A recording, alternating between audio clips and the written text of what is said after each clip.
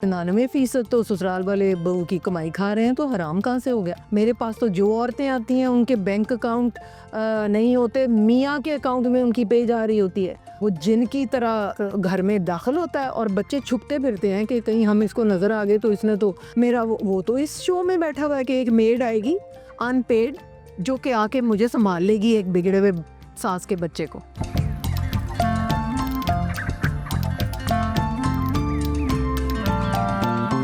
अस्सलाम वालेकुम। Dark and white with Sadia Bukhari में खुशामदी।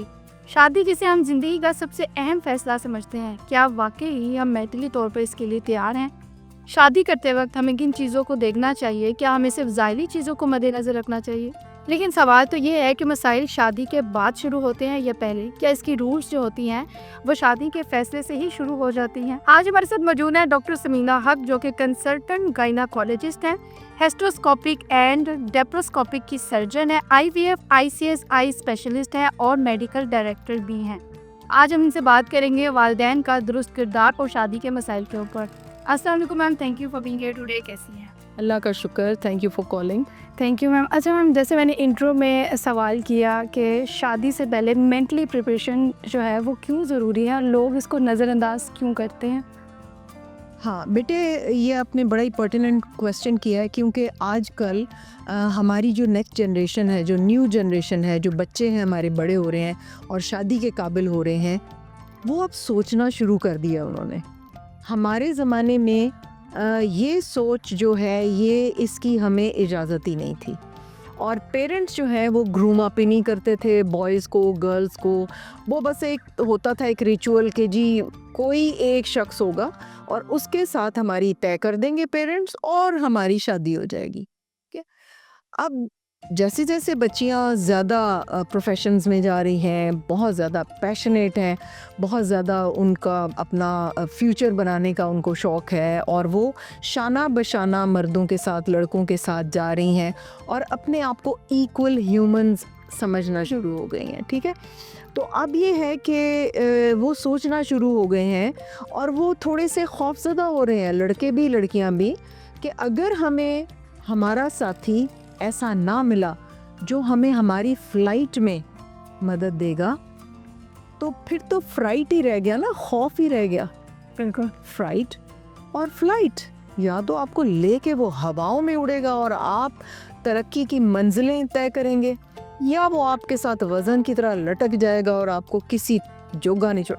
आप ऊपर फ्लाइट करना चाहेंगे, वो आपको वज़न से नीचे खींचेगा, टांगों से लटक जाएगा। तो इसलिए ये डिसीजन, आप सही कह रही हैं, बहुत इम्पोर्टेंट है। प्री मैरिटल काउंसलिंग जो है वो कपल्स के लिए कितनी फ़ायदेमंद हो सकती है? बेटे, ये बहुत से पॉडकास्ट, बहुत सी सोशल मीडिया का इस्तेमाल, और लोग सुनते हैं वो जो ट्रेडिशन चली आ रही हैं उनसे लोग अब थोड़ा सा क्योंकि मेरे पॉडकास्ट तो सुनते हैं तो बाकियों को भी सुनते होंगे, इसलिए चेंज आएगा, मुझे बहुत उम्मीद है। डेकेड्स लग जाएंगे, लेकिन कतरा एक पहला गिरने की देर है, फिर तो मूसलाधार बारिश शुरू हो जाती। ठीक है। तो हमें चेंज करना है। ये जो मैं अपने बिजी स्केड्यूल से निकालती हूँ टाइम, इस वक्त भी मेरा OPD भरा हुआ है पेशेंट्स के साथ, लेकिन मैं क्योंकि इन चीज़ों को इम्पोर्टेंट समझती हूँ, मैंने ये जिम्मेदारी खुद इसलिए उठाई है कि बच्चियों को कोई तो एजुकेट करे, लड़कों को कोई तो एजुकेट करे, कोई तो बताए पेरेंट्स को कि उन्होंने रेपो डेवलप करनी है। अब बच्चे जो माँ बाप के अगेंस्ट हो रहे हैं वो इसलिए हो रहे हैं कि माँ बाप ने बचपन में रेपो डेवलप ही नहीं की। बाप आता है वो ना आदम वो जिन की तरह घर में दाखिल होता है और बच्चे छुपते फिरते हैं कि कहीं हम इसको नज़र आ गए तो इसने तो, मतलब वो मोहब्बत, वो जफ्फी, वो स्किन टू स्किन कॉन्टैक्ट, वो एक प्यार का बोसा, वो है ही नहीं है। How can you tell the child to do a thing when you did not have a rapport with him or her? आपकी कोई रेपो ही डेवलप नहीं है उस बच्चे के साथ, तो आप कैसे एक्सपेक्ट कर सकते हैं आप उसको बिठाएं, उसको। अगर जैसे मैंने अभी मैं देख रही थी, पढ़ रही थी कि वो आया बच्चा रिज़ल्ट लेके, और उसके ना आए शायद C आए ना कुछ में, और कुछ में D आए, तो वो माँ ने तो बहुत गुस्सा मनाया, तो बाप लेके बैठ गया पिछले साल का रिजल्ट और उसका। उसने कहा ओहो, पिछले साल तो तुमने सारे डी लिए थे, इस दफ़ा तो तुमने 2 सी और 4 डी लिए हैं। You have worked very hard, I am proud of you. ठीक है ना, तो 2 डिफरेंट तरीके हो गए ना उसी चीज़ को डील। बिल्कुल ऐसा ही है। अब रेपो किससे डेवलप होगी, माँ से के बाप से? बाप से होगी ना, जिसने उसको कहा कि यस। तो बात ये है, कॉन्फिडेंस भी वहीं से ही आएगा। कोर्स। और कौन देगा कॉन्फिडेंस? माँ बाप नहीं देंगे तो कौन देगा? बिल्कुल। माँ बाप एक दीवार की तरह उसके पीछे खड़े हों, उसका कहना, उसकी बात माने, उसको समझने की कोशिश करें कि वो क्या कह रहा है। ठीक है, तो बच्चे जो हैं वो बहुत अक्लमंद हैं, वो जल्दी समझ जाते हैं। आपको टाइम देना है बच्चों को। बंद कर दें ये टीवी के प्रोग्राम, और टीवी पे 3 घंटे में एक रेसिपी नोट करती हैं ख़वातीन बैठ के। बंद कर दें टीवियों शिवियों को। कोई ख़ास एजुकेशन का प्रोग्राम है, अपने लाउंज से तो टीवी को हटा ही दें। वो तो एक स्पेशल कमरा बना लें, जिसको बहुत तकलीफ़ है वहाँ जाके देख लें, और वहाँ किताबें रखें और बच्चों से डायरेक्ट बातचीत करें। और उससे फिर, अब लंबी बात हो गई, आज शादी के मौजू पे आना चाहती हैं, शादी पे ही हम आ रहे हैं। देखो, जब एक बच्चे को कॉन्फिडेंस हो जाएगा कि मेरा माँ और बाप मेरी तरफ के हैं, मैं और एक ही फ्रीक्वेंसी पे हैं, एक ही लेवल पे हैं, फिर तो वो माँ बाप से सारी बात करेगा या करेगी। और उसको बिठा के आप पूछें कि भाई आपका हम यहाँ रिश्ता करने लगे, तो बताइए कि क्या।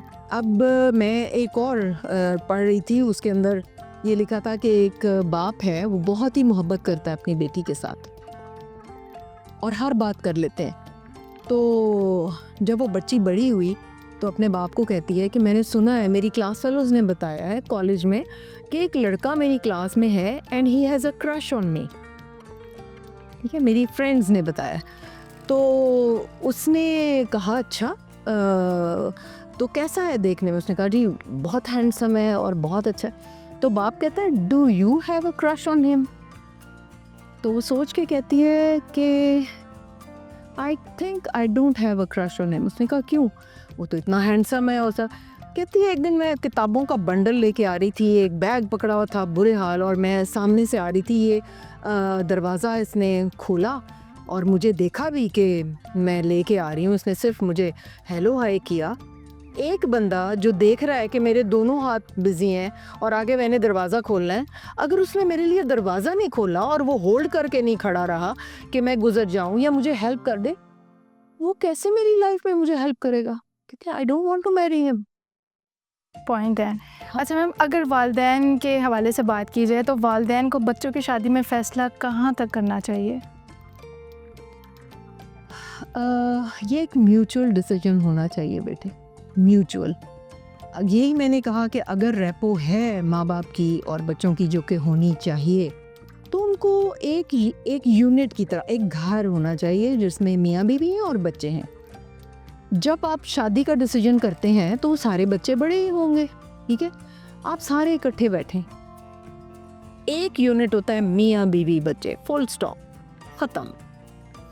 जॉइंट फैमिली बहुत ज़बरदस्त आइडिया है, लेकिन उसमें प्राइवेसी होनी चाहिए। प्राइवेसी, अपने मियाँ बीवी बच्चों का एक डिसीजन होना चाहिए, उसमें किसी की मुदाखलत नहीं होनी चाहिए। ठीक है, आप उनके साथ बैठें और सब बातें डिस्कस करें कि जी ये एक रिश्ता आया है, अब देखें हमने क्या करना है। और लड़के वाले भी ऐसे ही करें कि जी लड़की इस तरह की है, लेट्स सिट, हमारे घर के क्या असूल हैं, क्या वो लड़की जो है वो इसी तरह के असूलों के ऊपर पली बड़ी है, क्योंकि उसने आना है और हमारे घर में रहना है। और लड़की वाले ये देखें कि जिस घर में इसने जाना है किस तरह के लोग हैं, हमारी बेटी इस तरह पली भी हुई है कि नहीं पली हुई। अब वहाँ पे अगर जॉइंट फैमिली सिस्टम है, देवरानी सुबह नाश्ता बना रही है, जेठानी ये कर रही है और वो कर रही है, और इस बच्ची को आपने रोटी पकानी भी नहीं सिखाई और आप उठा के उसकी शादी वहाँ कर देते हैं, वो प्रोफेशन में जाना चाहती है और आप वहाँ कि जी सब ठीक हो जाएगा, सब ठीक हो ही जाता है। नो, उसको तो दिन रात ताने देंगे, तेरी माँ ने भी नहीं सिखाया, तेनू रोटी भी नहीं पकानी आंदी। और ये होता है, हाँ ये होता है। हाँ, तेनू बटन भी नहीं लगाना आंदा। अच्छा मैम, आप जैसे आपने कहा कि पेरेंट्स कि जो है म्यूचुअल अंडरस्टैंडिंग होनी चाहिए। बाज़ औक़ात पेरेंट्स की नीयत भी बहुत अच्छी होती है, उसके बावजूद शादी में बहुत ज़्यादा मसाइल पैदा हो जाते हैं। मसाइल कहाँ पे होते हैं, किस वजह से? किस वजह से? इस वजह से होते हैं कि माँओं ने अपने बेटों को बताया ही नहीं है कि उसका रोल क्या है शादी में। माँओं को बताने की ज़रूरत है कि तुम एक प्रोवाइडर होगे। अल्लाह सुब्हान तआला, हम दीन के ऊपर चलते हैं ना, इस्लाम की जो दिए हुए असूल हैं हम उसके ऊपर चलते हैं ना। तो माँ को, बाप को अपने बेटे को बताना चाहिए कि तुम एक प्रोवाइडर होगे। तुम जब वली बनोगे, पहले बाप था उसका वली, फिर भाई, बाप, और उसके बाद अब वो तुम्हारे हवाले कर रहे हैं उसको। तुम प्रोटेक्टर हो, तुम प्रोवाइडर हो, तुम वली हो उसके। और इस तरह करके उसको लाओ कि तुमने उसको कोई आंच नहीं आने देनी, और फिर उसकी रिक्वायरमेंट्स पूरी करो। फिर तुम्हें एक ऊपर का दर्जा मिलेगा, जो कुरान हमारा कहता है कि मर्द को एक दर्जा ऊपर है औरत के, अगर वो प्रोवाइड कर रहा है, अगर वो प्रोटेक्ट कर रहा है, अगर वो उसका वली बना हुआ है। अगर एक औरत प्रोफेशनल है और प्रोफेशनली वो अर्न कर रही है, मियाँ अर्न नहीं करता या वो घर में डालता नहीं, बीवी सारे प्रोफेशनल खर्चे उठा रही है, बीवी सारे डिसीजंस कर रही है, तो मर्द वो दर्जा लूज़ कर देगा। वो दर्जा दुर्जा कोई नहीं है उसका फिर। ये दर्जा जो है ये सिर्फ प्रोवाइडर होने की। देखो, एक ऑर्गेनाइजेशन होती है ना, एक हेड है, वो सारा कंट्रोल कर रहा है, उसका मालिक है, वो हर चीज़ प्रोवाइड कर रहा है, फिर हर एक ने उसका कहना तो मानना है ना। लेकिन अगर उस ऑर्गेनाइजेशन में, कोई गवर्नमेंट ऑर्गेनाइजेशन है, अगर कोई चीज़ ख़राबी हो जाती है वहाँ पे, तो अकाउंटेबल तो वही होगा जो हेड है उसका।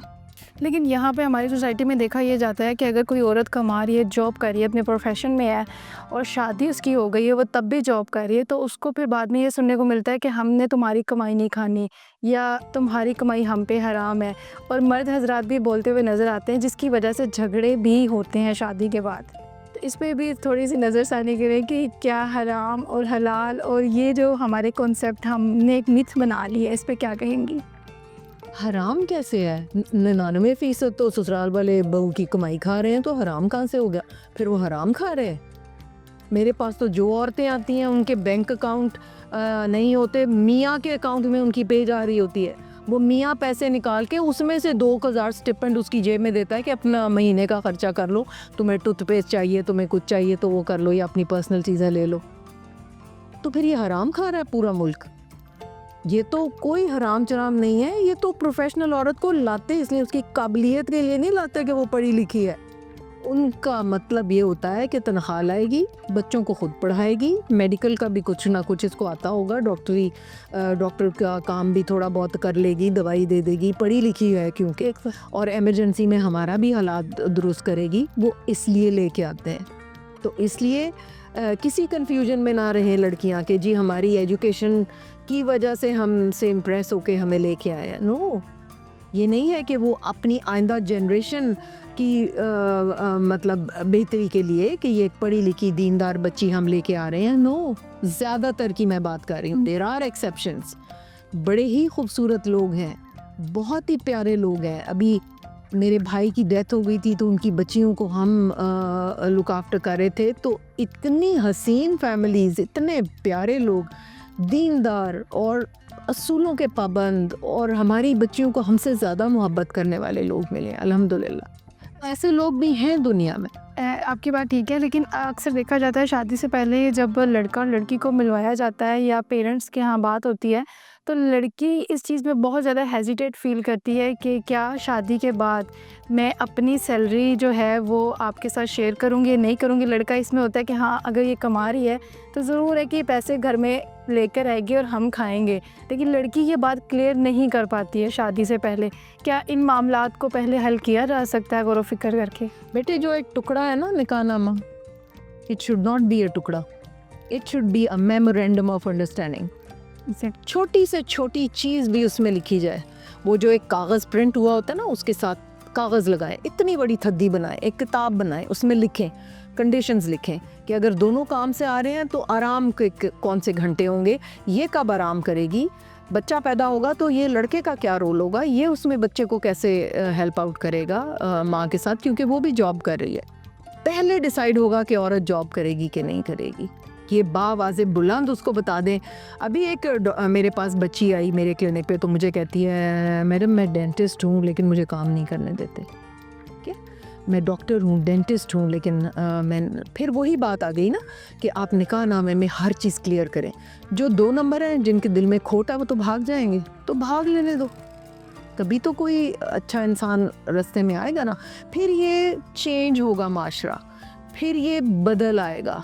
हम अपनी बहुत आगे आने वाली जनरेशन्स के लिए अब हम काम करेंगे कि ये जो सदियों से, डेकेड से जो एक सिलसिला चलता आ रहा है, इसको बदलना पड़ेगा। औरतों को समझना पड़ेगा कि वो ह्यूमंस हैं, वो बकरियां, भेड़ें, गायें, डोरमैट नहीं है। वो पहले ही अज्यूम कर लेती हैं कि हम हैं बकरियां, हम हैं गायें, हम हैं डोरमैट, ये तो ऐसे ही होता ही है, मेरे ऊपर से पाँव रख के ही गुजरेगा। No, you are a human. You have all the capabilities of being superior to that man, because औरतें ज़्यादा resilient और हिम्मत वाली हैं। जब abortions होते हैं ना फर्स्ट 3 months में, उनमें ज़्यादातर मेल होते हैं। वो इतना सिनफ़े नाजुक है, औरत बर्दाश्त कर जाती है, वो फीमेल जेंडर बर्दाश्त कर जाती है अबॉर्शन को, वो नहीं अबॉर्ट होती, वो फाइट करती है यूट्रस में भी कि मैंने नहीं गिरना, मैंने बनना है, ह्यूमन बनना है। अगर मैम हम एक्सपेक्टेशंस की बात करें तो लड़के और लड़कियां दोनों में ही बहुत ज़्यादा तवक्कुआत होती हैं, और जब जैसे ही शादी होती है ना तो वो तवक्कुआत जो होती हैं वो टूट जाती हैं, वो बस ऐसे बिखर जाती हैं कि हम हैरान होते हैं ये क्या था, क्या हो गया, हमने क्या सोचा था। इन चीज़ों को हम कैसे हल कर सकते हैं, और ये क्यों इतनी ज़्यादा बढ़ जाती हैं? शादी से पहले इंगेजमेंट का जो टाइम होता है उसके अंदर भी ये चीज़ें आहिस्ता आहिस्ता बढ़ जाती हैं, हालांकि अभी निकाह में नहीं होते हैं, और बाद में भी डिस्टर्ब होती हैं।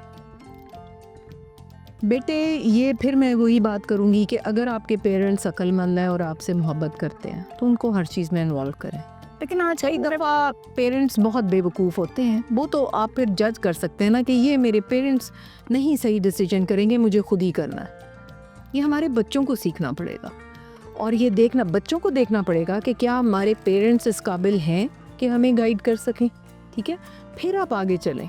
हमारी जो नई जनरेशन है वो बहुत अक्लमंद है, लेकिन वो अपने आप को क्या कहना चाहिए कि सुपर अक्लमंद समझना शुरू हो गई है। वो रद्द कर दे रही है सारी चीज़ें। वो रद्द करने का भी एक वजह है कि पेरेंट्स ने कभी रेपो डेवलप ही नहीं की उनके साथ, उनके आइडियाज़, उनके अब अगर एक बच्ची कहती है कि मैंने निकाहनामे में राइट ऑफ डिवोर्स लिखवाना है, जो कि दीन इजाज़त देता है, ठीक है, कि मैं भी डिवोर्स दे सकती हूँ, तो ये तो सारे खड़े हो जाएंगे। मेरी बेटी ने अपने बाप से लड़ाई की थी मेहंदी वाली रात को कि बाबा, this is my legal paper which I am going to sign, this is a legal document, पहले तो मुझे पढ़ाएं इसमें क्या लिखा हुआ है, और अगर इसको डिवोर्स का राइट है तो मेरा भी divorce of right of divorce लिखें, आप मेरा क्यों नहीं लिख रहे। And my husband was an orthodox thinking man, he said to me कि समझाओ अपनी बेटी को ये क्या कह रही है। मैं तो खैर खामोश रही, लेकिन my daughter was enough to convince her father. उसने कन्विंस कर लिया बाप को पापा किए बगैर। उसने कहा पापा, एंड ही गॉट इट। वहाँ पे उसने राइट ऑफ डिवोर्स लिखवा के साइन किए। ठीक है, तो ये बच्चियों को ये होना चाहिए, ये अवेयरनेस होनी चाहिए जो कि मेजॉरिटी में नहीं हो रही है।